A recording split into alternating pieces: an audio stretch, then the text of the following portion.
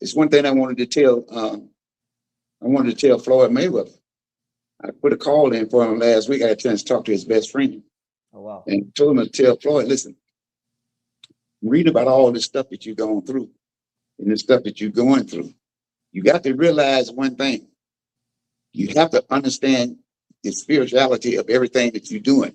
Would you tell him to come out of the woods and look back at the forest so he can determine where he is? You just can't stay there where you are and keep fighting and fighting and fighting. You can find yourself going in a circle. So settle down, come out, look back in the forest. Okay, now let me start over again. That's what you're going to have to do. You can't just fight, and you ain't getting nowhere. Going in a circle trying to explain to somebody why you lost or somebody took your possession. Those are material things. Correct. Don't fool around and lose your mind. So if you lose your mind, you're going to lose everything you got anyway. So you're going to always, you're a hard worker. You're going to always have material things. Don't have to worry about that.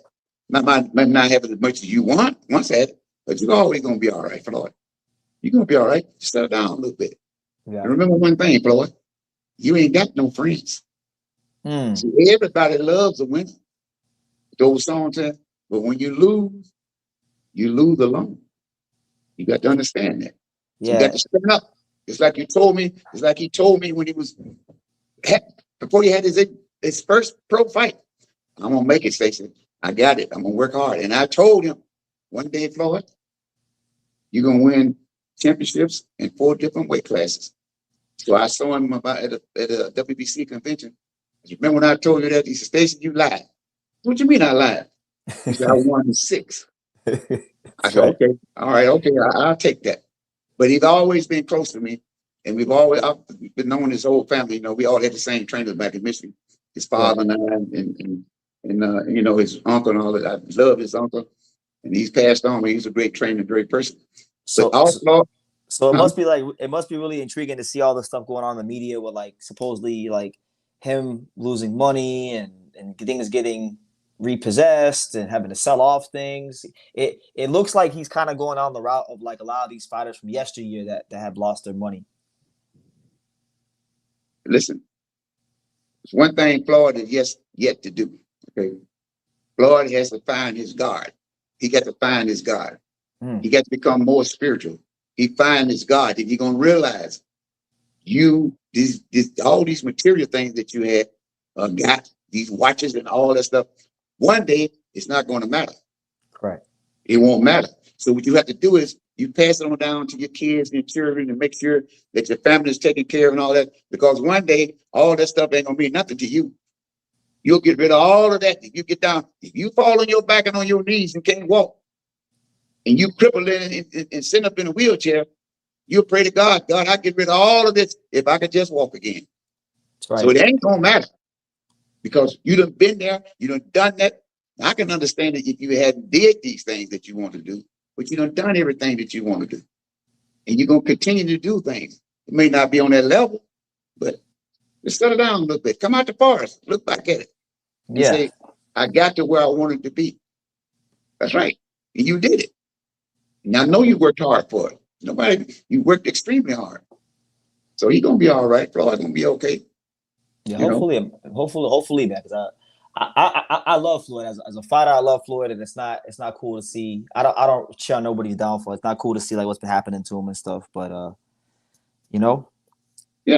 everybody has to find their way to peace and I guess God or spirituality, as you say. So hopefully he finds that.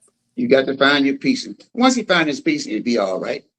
If he ain't got 30 diamond watches no more and only got one, ain't nothing wrong with that. Yeah, if you only got one nice car and one nice mansion, ain't nothing wrong with that, Floyd. Yeah. I want to know, how's your heart? Is your liver okay? Are your kidneys working right? Is your mind working right? Can you see your eyes working right? Can you move around? Can you walk? Yeah, you're rich, boy. Can still go to the boxing gym, Yeah, you're rich. You're rich with health. You eat right, eat what you're rich. Just settle down a little bit. That's all you got to do.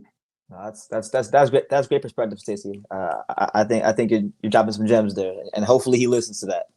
Yeah, Oh, Yeah. he listens to me. He's my friend. Yeah. I knew him when he was in his mother's belly. It wasn't a Mm. big deal. No, his father. His father and I had the same trainers back there, Dale Williams, back there in Michigan, all that. So it's a family thing. And the people in Michigan, we are really proud of Floyd. You know, I live in Florida, amateur when you come to Don's camp. The thing about it is he rose so high because he worked so hard. Correct. Ain't nobody gave him nothing. I'll tell you that right now. He's a hard working man in show business. He worked for what he got. And so if he gonna lose what he got, well, at least he had it. He ain't gonna never be flat broke. He ain't gonna be not broke, and his broke is two different type of brokes. Correct. You know, It's a different level. whole different level. You know. Yeah. Now, if he could eat, if his diet, I don't know what his diet is, but if his diet was like my diet, then it's a whole different world. Now, most people can't do what I do because of the diet. Well, how you do this? This same thing. You see me cook the same thing over and over and over and over. That's worth more than any diamond watch, any Mercedes Benz to me. And I tell people all the time, well, how much money you spend on groceries a week? I said, I spend a lot. I got 6 kids. Why? Because I'm eating healthy and the best. And I just love it. If I can just work to keep eating like this, I'm all right. Yeah. No. Yeah. You eat better than a lot of fighters. Like I know fighters that aren't even as dialed in nutrition as you are at your age. So it's great to see. Yeah. I'm in good shape. I'm healthy. I ain't got no problem. There ain't on no medication. You know, the fighter might give me a little mental problem sometime, but I'm all right. That's just part of the job. That's part of the job of being a That's trader. part of the game. Yeah. And it take a long time. It take a long, and, you know, another thing is with the UFC, what they're going to find out is this boxing thing that you're dealing with, you got to bring boxing people in there with you to help you make this thing out of this game. It take a long time to learn the psychology of this game. Right. Very long time to even understand fighters. There's going to be a many times you go, like I told you, you can tell the fighter was signed right here. The money might be right, but he said, now I'm going to tell you a story the guy told me once. He said, Stacey, I ain't going to say what the fighter he was talking about. The fighter, the psychologist told me, the fighter, if you tell him the truth, he's not going to believe you. But if you tell him a lie, he's going to believe it. The truth sounds too good. This is the way this guy thinks. Well, y'all don't know who told you, but you sure was right. And if you tell him the right way is to the left, he's going to go to the right. Now, if you want him to go to the left, tell him to go to the right. Then you'll get on to the left where you want him at. That's the way fighter's mind works. Yeah, it's wired a lot different. The mind works different, and it changes at different stages. Okay, it start out very disciplined with you, and boom, boom, boom, boom, boom. Then all at once it changes. You got to understand the change. Or you got to understand, if you meet him up there, you got to understand where he's at then, and then make changes up there. And that's where most people can't go. They can't go up there because they can't tell the fighter anything new. What you're trying to tell him, you don't have the experience. He already knows. You got to tell him something that he doesn't know. And I'm going to give you a little psychology on fighter. Even I had it with Michael Nunn. Okay. One of the reasons I can get close to a fighter and get to him, I can always tell him stories. They love stories. That's right. Yeah. They love stories. Now, these stories are true stories. Now, if you want a fighter to do something, let's say you're not using your jab enough. I keep telling you to use your jab. Then he's using the jab, and you say, now look at Larry Holmes. Larry Holmes had a pop jab.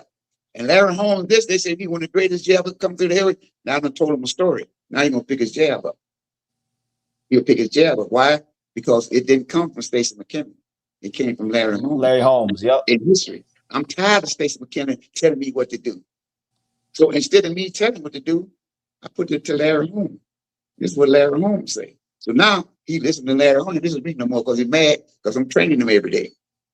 You know, a lot of people say, well, how come you ain't friendly with your fighters and go out and drink with your fighters? I don't do that. I ain't none of my friend. I got a job to do. Right. I got a job to do. And they said, well, how come you should be more known than you are? Because I stayed out of the camera. That's right. The whole time I told you, you're not the star, you're the star maker. Therefore, stay out the camera, stay off the news, stay out the newspaper. correct. Because fighters don't want you taking, they don't want you taking up into their space or into their credit. Because they think they're doing it all anyway. That's why like many years ago, I remember when like I'm gonna say 10 or 11 years ago when I would see you down at Heavyweight Factory, when you came up to me and you were like, hey, come by the gym, let's start doing some videos and things like that. I was surprised because you were that kind of guy. Even now, like, you know, the only time you really do interviews is with me or maybe one other person. Yeah, listen. So you got to pass this stuff on. I know a lot of trainers and a lot of people, they have all this knowledge, they keep it to themselves, and they die, and it's gone. Yeah. So I try to get young people and tell them as much as I can about this business. If you want a business, I also tell them, hey, from a mindset, I don't think you need to be in this. You better go out and get you a job at Amazon or somewhere, because then you ain't cut out for this boxing stuff, not to do what you want to do. And like I